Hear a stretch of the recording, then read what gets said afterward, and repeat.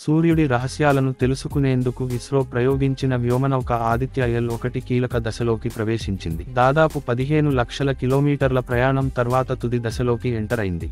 భూమికి, సూర్యుడికి మధ్యన ఉన్న లాగ్రేంజ్ పాయింట్లోకి ఈ నౌకను పంపడం ఇప్పుడు మిగిలి ఉంది.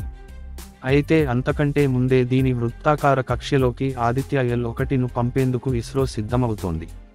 అత్యంత కీలకమైన ఈ ప్రక్రియకు కౌంట్ డౌన్ ప్రారంభమైంది. అంతరిక్షంలోని శీతల శూన్యంలో 15 లక్షల కిలోమీటర్లకు పైగా సాగిన ఆదిత్య L1 అంతరిక్ష నౌక తన ప్రయాణంలో చివరి దశలోకి చేరుకుంది.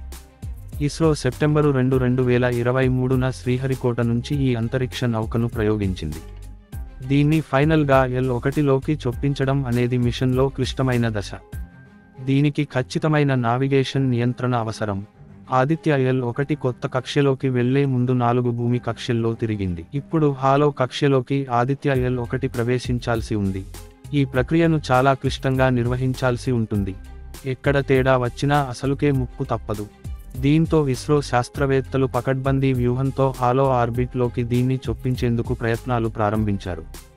సౌర వాతావరణం, సౌర అయస్కాంత తుఫానులు, భూమిపై పర్యావరణం వాటి ప్రభావాన్ని అధ్యయనం చేయడానికి ఆదిత్య L1ను పంపారు. ఆదిత్య L1ను హాలో కక్ష్యలోకి విజయవంతంగా చొప్పించడం కోసం ఇస్రో టీం తప్పనిసరిగా అనేక జాగ్రత్తలు తీసుకోవాలి.